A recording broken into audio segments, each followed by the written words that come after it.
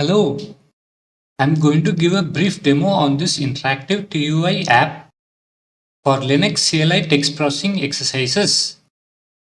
Such interactive apps are amazing to have while learning a topic. Questions are automatically loaded and solutions are also verified. You can use shortcuts or click on these buttons to navigate questions, look up solutions, and toggle themes.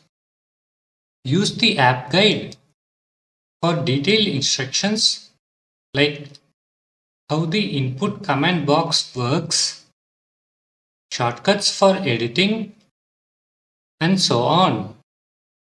If there is an error while executing a command, it will be highlighted in red. In this case, there was a typo in the file name.